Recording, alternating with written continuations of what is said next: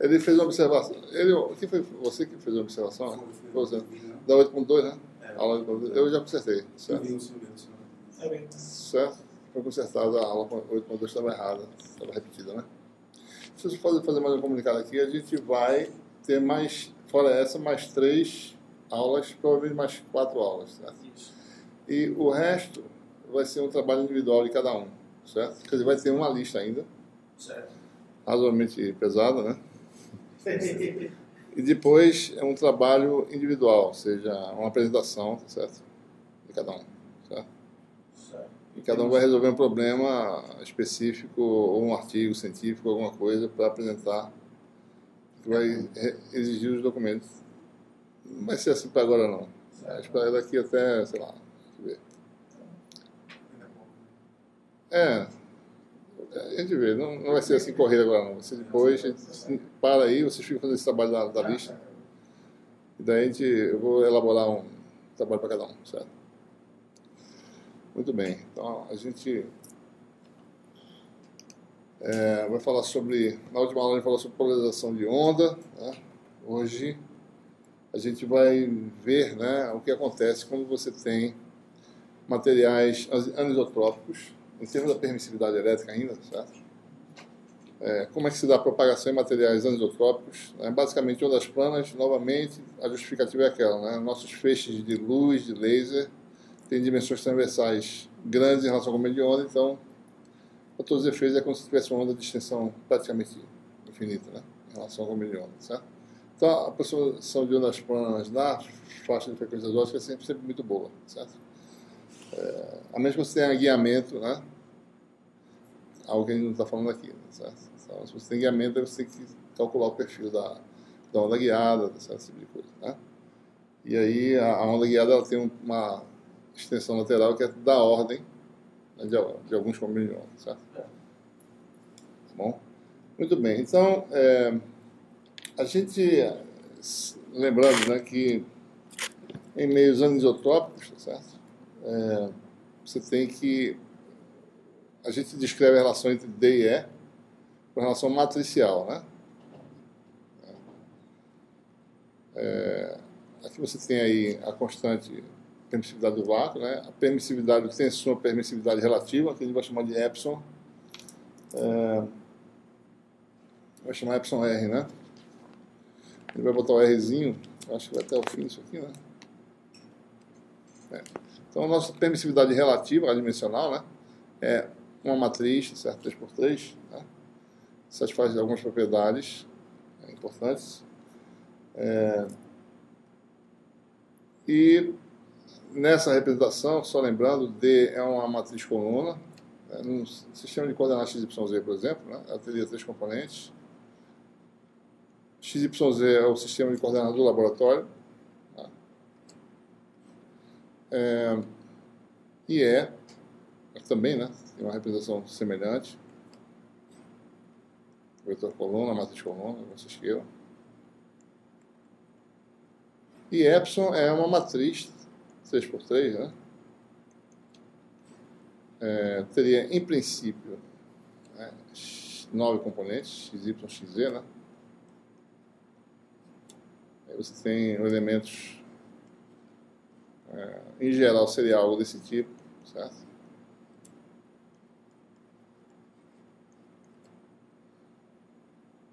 Vou usar errado, ZX, né? ZX. Mas só que agora a gente tem um meio que, na frequência ótica, ali era DC, né, eu acho, né? Naquele caso lá, né? Aqui a gente está falando agora em frequências no regime dinâmico, né? Mas vale aquela igualdade, a resposta é igual a... Exatamente. Em meio sem perdas, certo? A gente isso está mostrado em algum lugar, não sei se é lá no começo, certo? Na aula 1, né? Meios, você prova pelo ponto escalar, né? Que a matriz tem que ter essa propriedade, né? Então, no meio linear, né? Linear é que essa relação de fato é uma relação linear que a gente está usando, né? Sem perdas. O que quer dizer isso? Os épsilon são todos reais, tá certo? Não tem números complexos envolvidos, não tem absorção, né? Então, a transposta do tensor permissividade, certo? é igual à própria matriz, né? Então, com isso, você reduz o número de elementos aí da sua matriz para esses elementos aqui, certo? Apenas 6, né? Porque aqui você tem esses elementos iguais, certo? Epsilon xy igual a epsilon yx, né? Aí você só tem 6 elementos para caracterizar, certo? É possível também, essa é a representação geral. Então, observe, né? Você tem um cristal, tá certo? Que essa representação aí é em relação aos eixos coordenados do laboratório, o sistema que você está usando para definir seu problema, certo? Então, você tem um cristal que tem os seus eixos principais, tá certo? 1, 2 e 3. Eixos cristalográficos que coincidem com certas direções no cristal, tá certo? Direções, uma linha de átomos, tá certo? Ao longo dessa direção. Os cristais têm simetria, né, específica, os cristais cúbicos, etc, etc. Né? E o seu sistema de Y, em princípio, não está alinhado, né, com esse sistema cristalográfico aí. Você tem X aqui, Y aqui e Z para cá, tá certo? Então, em princípio, esses eixos não são os mesmos. É possível, tá certo, você escolher um sistema, né, o sistema de eixos principais do cristal, tá certo? Você alinhar esse negócio com os eixos principais do cristal. E nessa representação, essa matriz assume a forma diagonal, certo? Então, é possível você sempre fazer uma transformação, né? Tal que a sua matriz, nesse sistema específico, ela assume uma forma diagonal, né? Algo do tipo. A gente fica só 3 parâmetros agora, tá certo? O resto são parâmetros nulos. É 1, epsilon 2, né? Epsilon 1, epsilon 2, epsilon 3, tá certo? E é claro que a gente, preferencialmente, se a gente puder, a gente vai trabalhar nesse sistema em que os eixos coordenados coincidem, né, com as direções principais do cristal, tá certo? Direções do cristal. São direções físicas mesmo, né? Tem a ver com como é o alinhamento de átomos, né? Como é a simetria do cristal, assim por diante, né?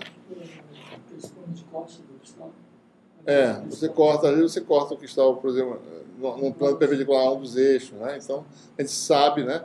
O pessoal tem técnicas de orientação, tá certo? Usando difração de raio-x, você pode descobrir quais são as direções principais do cristal, né? Vendo a difração, espectro de difração, assim por diante, certo?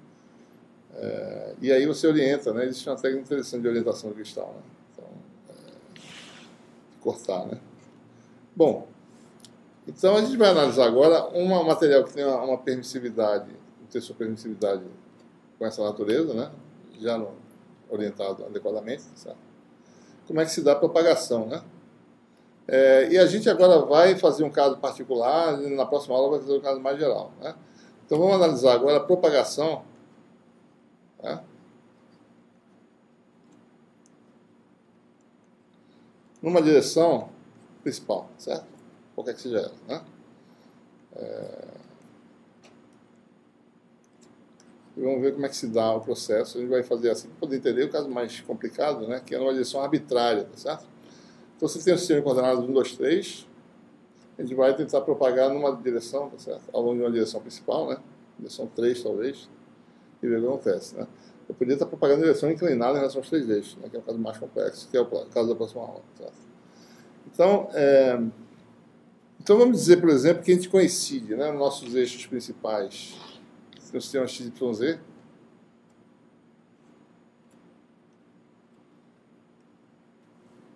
A gente orientou direitinho, tá certo? Z coincide com 3, X coincide com 1 e Y coincide com 2. E a gente vai propagar uma onda, tá certo? No material que tem essa lá na natureza, ao longo da direção Z, direção 3, tá certo? E essa onda da gente é uma onda plana. Bom, as equações que governam a propagação dessa onda plana, ou de uma onda qualquer, tá certo? No regime em que a frequência é ômega, né? Regime fasorial, são aquelas equações que você já conhece, né? Rotacional de E no regime fasorial, né? Ele não pode nem assumir a equação de onda nenhuma, porque a gente está agora num novo tipo de cenário em que a permissividade não é mais um escalar, né? Antes a gente já sabia como é que aconteceria. Tem onda, né? A equação da onda